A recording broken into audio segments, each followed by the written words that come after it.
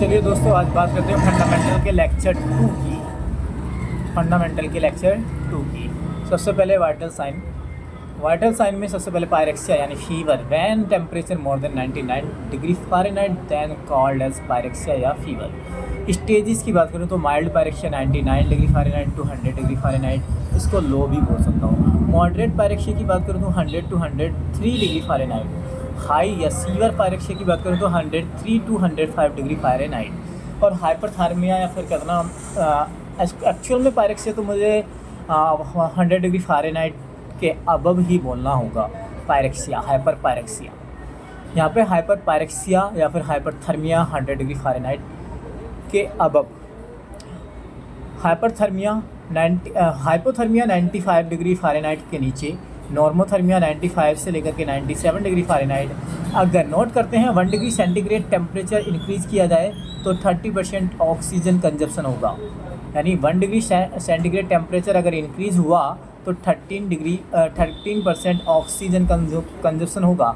1 degree Fahrenheit temperature increase हो तो 7% oxygen consumption होगा। बात करते हैं अगर 1 डिग्री सेंटीग्रेड टेम्परेचर इंक्रीज़ होता है तो 10 से 12 बीट पर मिनट मेरी हार्ट रेट बढ़ जाता है। और 1 डिग्री सेंटीग्रेड टेम्परेचर इंक्रीज़ हो जाता है 1 डिग्री फ़ारेनहाइट अगर टेम्परेचर मेरा इंक्रीज हो जाता है तो 4 ब्रेथ पर मिनट। 4 ब्रेथ मतलब यहाँ पे बात करूँ तो 1 डिग्री सेंटीग्रेड में टेम्परेचर अगर इंक्रीज़ हो जाता है तो 100 टू 12 बीट पर मिनट मेरा हार्ट रेट इंक्रीज़ हो जाता है। अगर 1 डिग्री सेंटीग्रेड टेम्परेचर अगर इंक्रीज़ हो जाता है तो 4 ब्रेथ पर मिनट यानी रेस्पिरेशन रेट बढ़ जाती है। और टेम्परेचर की बात करूँ, टेम्परेचर रेगुलेट सेंटर कौन होता है? हाइपोथैलेमस, सबको पता होगा। टाइप्स ऑफ फीवर की बात करता हूँ तो क्राइसिस का मतलब है सडन ऑनसेट, अचानक। हाँ, तो टाइप्स ऑफ द फीवर की बात करूँ, क्राइसिस का मतलब है सडन ऑनसेट, अचानक। एंड टाइप्स दो प्रकार के होते हैं, ट्रू क्राइसिस और फॉल्स क्राइसिस। ट्रू क्राइसिस की बात करूँ तो टेम्परेचर डिक्रीज़ हो जाता है, पेशेंट कंडीशन इम्प्रूव हो जाती है। टेम्परेचर डिक्रीज़ और patient condition improve. False crisis की बात करूँ तो temperature decrease but patient condition not improve, इसको फॉल्स क्राइसिस कहते हैं। लाइसिस का मतलब है gradually decrease in a temperature यानी स्लोली जिग-जैग मैनर्स यानी जिग-जैग पैटर्न में लाइसिस होता है, यानी लाइसिस मतलब loss. Onset of the fever की बात करूँ तो gradually increase in a temperature, continuous fever, constant fever, morning and evening temperature different but not more than 2 degree Fahrenheit. Continuous fever की बात करूँ या कांस्टेंट फीवर की बात करूँ तो morning and evening temperature different but not more than 2 degree Fahrenheit. बात करूँगा इंटरमिटेंट फीवर की, when temperature coming in interval, every second day falciparum, every third day plasmodium ovale, every fourth day वाइवल ओबेक्स। यानी जो मलेरिया में temperature जो increase होता है, सेकेंड डे में फैल्सीपोरम, थर्ड डे में प्लाज्मोडियम और एवरी फोर्थ डे में वाइवल। रेमिटेंट फीवर की बात करूँ तो morning and evening temperature difference more than 2 degree Fahrenheit.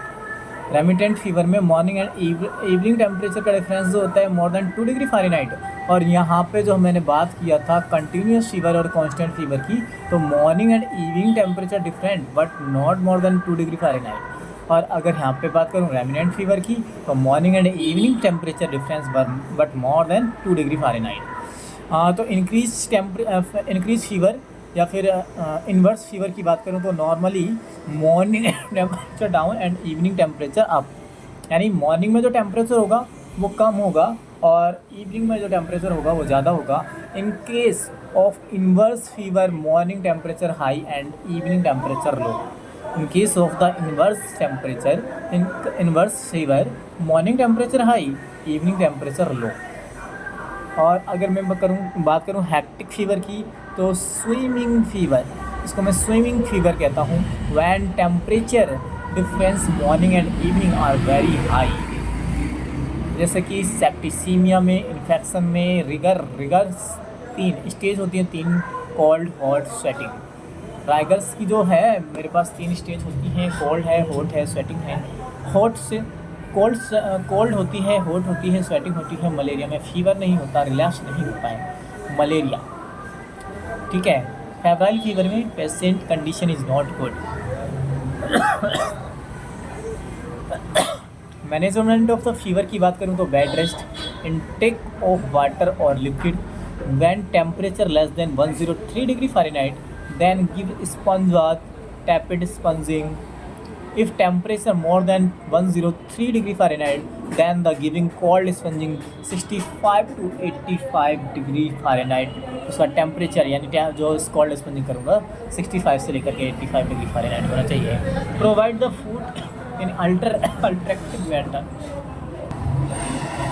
provide the food in attractive manner because in case of the fever tongue is coated, so tasty food should be given, or maintain oral hygiene, provide the cotton cloth और easily digestible food देना चाहिए, give comfortable environment देना चाहिए, wear full sleeve cloth होना चाहिए, avoid stagnation of the water होना चाहिए, maintain cleanliness यानी हाइजीन को मेंटेन करना चाहिए, और use market based paste to avoid mosquito bite.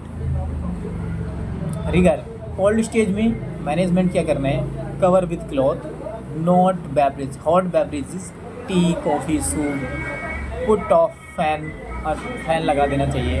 Hot stage में मैनेजमेंट में पुट ऑन फैन, ठीक है, और रिमूव एक्स्ट्रा क्लॉथ को उतार देना चाहिए, कोल्ड बेवरेजेस देना चाहिए। स्वेटिंग स्टेज में provide cotton cloth, wipe off sweating करना चाहिए, encourage the patient to drink more liquid, encourage the patient to drink more liquid. Note, यहाँ पे एक नोट रखना है कि स्टेप लेटर फीवर, टाइफाइड या enteric fever, low grade fever या mycobacterium tuberculosis. Step ladder fever typhoid या enteric fever होता है, लो ग्रेड फीवर माइकोबैक्टीरियम या ट्यूबरक्लोसिस में होता है। पल्स की बात करता हूँ, definition expansion and recoiling of an artery called as pulse, expansion and recoiling of an artery called as pulse. Location of the pulse, temporal pulse होती है on the temporal bone, carotid pulse होती है side of the trachea यानी नेक की side में, और timing क्या होगा 5 to 10 सेकेंड यूज़ मतलब चेक करने में लगाना चाहिए। Apical pulse left side mid clavicular line 5th intercostal space के बीच में होती है, स्टेथोस्कोप से चेक करनी होती है। ब्रेकियल पल्स की बात करूँ तो medial to antecubital fossa, brachial का है मीडियल टू एंटीक्यूबाइटल फोसा, ठीक है। और रेडियल पल्स की बात करूँ तो most commonly use pulse in general examination on the thumb side and lateral to wrist. Note, यहाँ पे full 1 minute pulse serious patient और 15 second pulse when the patient is stable. मुझे पूरा 1 मिनट पल्स को चेक करना है जबकि patient serious है, और 15 सेकेंड यूज़ करना है पल्स चेक करना है रेडियल को जब पेशेंट स्टेबल है। और pulse should be feel by the tip of the finger, avoid checking of pulse by the thumb because it is having a own principal artery, इसके पास अपनी principal artery होती है, so pulse will be wrong in number हो सकती है। तो अब femoral artery की बात करूँ तो पल्स यहाँ पे भी करते हैं medial to groin area। Popliteal pulse की बात करूँ behind the popliteal fossa, behind the knee या बिहाइंड द नी या फिर behind the popliteal fossa. Dorsalis pedis की बात करता हूँ तो on the foot, dorsalis pedis कहाँ पे, on the foot. Most distal pulse in the human body, सबसे ज़्यादा दूर जो पल्स है कौन सी है वो ह्यूमन बॉडी में, dorsalis pedis. In case of the cardiac catheterization nurse should check distal pulse. और किसी को कार्डिक कैथेराइजेशन हुआ तो नर्स को क्या करना चाहिए, उसको कार्डिक कौन सी पल्स, डिस्टल पल्स चेक करना चाहिए। मीडियल मैलस टीबियल पल्स को बोलता हूँ, पोस्टेरियली होती है। नॉर्मल पल्स न्यूबॉर्न में 140 to 160 बीट पर मिनट होती है, एडल्ट में 60 to 100 बीट पर मिनट होती है। एबनॉर्मलिटीज़ ऑफ द पल्स की बात करूँ, ब्रेडिकार्डिया 60 बीट पर मिनट, इससे अगर डाउन है तो ब्रेडिकार्डिया बोलूँगा एडल्ट में। और टैकीकार्डिया अगर 100 बीट पर मिनट से ज़्यादा है तो टैकीकार्डिया बोलूँगा। और बात करता हूँ अगर wiry pulse, wiry thready pulse और वीक पल्स अलग होती है। वॉल्यूम डिसलॉक होता है, in volume of the pulse decrease होता है स्टेडी पल्स में, और वीक पल्स में वॉल्यूम डिक्रीज हो जाता है। डिहाइड्रेशन में most of the case of the dehydration, hypovolaemic shock और मैसिव ब्लड लॉस में ग्रेड 1 प्लस वन ग्रेडिंग होती है। ग्रेडिंग की बात करता हूँ तो 0 absence of the pulse, +1 week pulse और +2 normal pulse, +3 full pulse, +4 bounding pulse, bounding pulse grading +4 होती है। ओवर डिस्टेंडेड पल्स होती है फ्लूइड वॉल्यूम ओवरलोड में, सर्कुलेटरी ओवरलोड में, pulse deficit when the difference between radial and apical pulse. Pulse deficit किसको बोलता हूँ, जब रेडियल और अपाइकल पल्स के बीच का मुझे डिफरेंस निकालना होता है। तो Corrigan pulse, water hammer pulse, collapse pulse, sudden fall volume pulse generated and collapse immediately, sudden fall volume pulse generate and collapse immediately. Aortic regurgitation की बात करता हूँ, और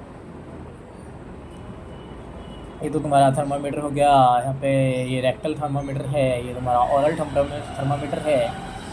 लॉन्ग एंड सिलेंड्रिकल होता है, राउंड एंड सिलेंड्रिकल होता है। ये इलेक्ट्रॉनिक थर्मामीटर हो गया।